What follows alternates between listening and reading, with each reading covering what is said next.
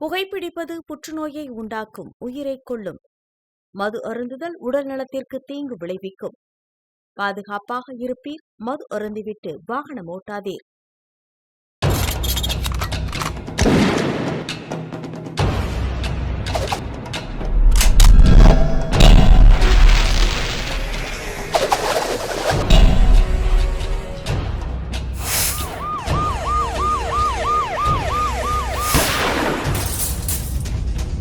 கோப்பியம், உண்மையும் பின்னணியும். ஏமாத்துறதுக்கு சந்தர்ப்பத்தை எதிர்பார்த்து காத்திருக்கக்கூடிய சைபர் கிரைம் மோசடிதாரிகள் இப்போ தீபாவளியை பயன்படுத்தி ஆன்லைனில் ஆர்டர் பண்ணால் வீட்டுக்கே பட்டாசை கொண்டு வந்து நாங்கள் கொடுக்குறோம் அப்படின்னு சமூக வலைத்தளங்கள் மூலமாக பலர்கிட்டையும் மோசடி பண்ணிட்டு இருக்கிறாங்க. அந்த அதிர்ச்சிகரமான சம்பவங்களை பற்றி இப்போ பார்க்கலாம். நாளை அனைவரும் தீபாவளி பண்டிகை கொண்டாடும் நிலையில் நாடே தீபாவளி பண்டிகையை வரவேற்கும் விதமாக புத்தாடைகள், பட்டாசுகள் வாங்க ஆர்வம் காட்டி வருகின்றன. அதிலும் குறிப்பாக சமூக வலைத்தளங்களில் குறைந்த விலைக்கு பட்டாசுகள் விற்கப்பட்டும் வந்தது. இதனை பயன்படுத்தி கொண்ட மோசடி கும்பல்கள் குறிப்பாக இன்ஸ்டாகிராம், ஃபேஸ்புக், வாட்ஸ்அப் போன்ற சமூக வலைத்தளங்களில் மோசடி ஆசாமிகள் அவர்களின் கைவரிசையை காட்டி வந்தன. இதனை தடுக்க காவல்துறையும் முன்கூட்டியே பொதுமக்களிடம் கவனமாக இருக்க வேண்டும் என எச்சரித்து வந்தது.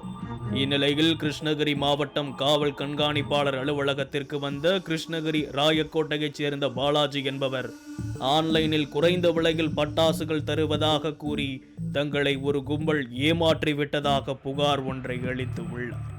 அதில் சமூக வலைதளத்தில் காமெடி மீம்ஸ்களை பதிவேற்றம் செய்து வந்த பாலாஜியை தொடர்பு கொண்ட சிலர் சிவகாசி பாண்டியன் பட்டாசு நிறுவனத்தில் இருந்து பேசுவதாகவும் தங்களுடைய பட்டாசுகள் குறித்து சமூக வலைதளங்களில் விளம்பரப்படுத்தி கொடுத்தால் அதற்கான பணம் கொடுப்பதோடு ஆன்லைனில் ஆர்டர் கொடுப்பவர்களுக்கு குறைந்த விலையில் அதிக பட்டாசுகள் கம்பெனியில் இருந்து நேரடியாக வீட்டிற்கு வந்து சேரும் என்று கூறியுள்ளார்.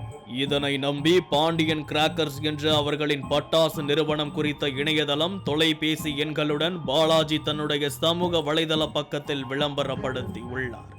இதனை பார்த்து பாலாஜியை சமூக வலைதளங்களில் பின்தொடரும் பலரும் பட்டாசுகளை ஆன்லைனில் ஆர்டர் செய்ததுடன் அவர்களின் வங்கி கணக்குக்கு பணத்தை அனுப்பிவிட்டு பட்டாசு வரும் என்று காத்திருந்துள்ளனர். ஆனால் ஒரு வாரம் கடந்தும் கூட எந்தவிதமான தகவலும் இல்லாததால் பணம் அனுப்பிய செல்போன் எண்ணை தொடர்பு கொண்ட போது அது ஸ்விட்ச் ஆஃப் செய்யப்பட்டிருந்ததோடு அவர்களின் இணையதளமும் போலியாகவே இருந்துள்ளது தெரிய வரவே பணம் கொடுத்து மோசம் போனவர்கள் பாலாஜியை தொடர்பு கொண்டு கேட்டதை அடுத்தே தான் ஏமாற்றப்பட்டதை அறிந்து புகார் அளித்து உள்ளார். நான் இன்ஸ்டாகிராமில் பாலாஜி இருக்காரான்ற பேஜை டெவலப் பண்ணிட்டு வரேன். அதில் காமெடி ரீல்ஸ் போட்டுட்டு இருந்தேன்.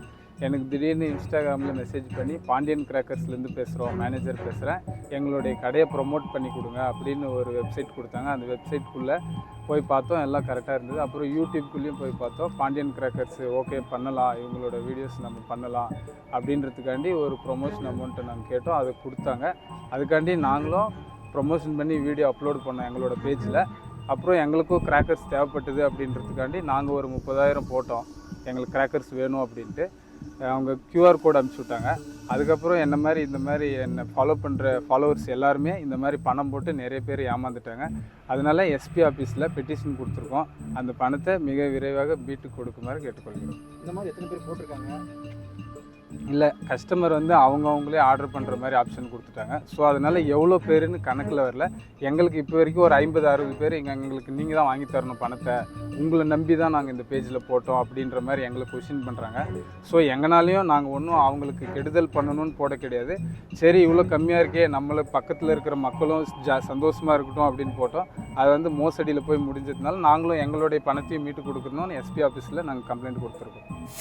ஆன்லைனில் பட்டாசை வைத்து நடந்து வரும் மோசடிகள் அதிர்வலைகளை ஏற்படுத்தி உள்ளது.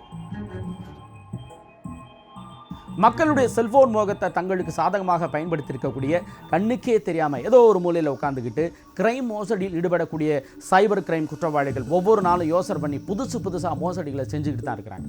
அதுக்கு ஏற்ற மாதிரியே இவங்கள மாதிரியே சமூக வலைத்தள இன்ஃப்ளூயன்சர்கள் சொல்கிறத கண்மூடித்தனமாக நம்பக்கூடிய மக்களும் இதுபோன்ற சைபர் கிரைம் மோசடியில் சிக்கிக்கிறது ஒன்றும் புதுசும் இல்லை, பெருசும் இல்லை. மீண்டும் அடுத்த கோப்பியம் நிகழ்ச்சியில் உங்களெல்லாம் சந்திக்கிறேன். அதுவரை உங்களிடமிருந்து விடை பெறுபவர் சிவகுமார்.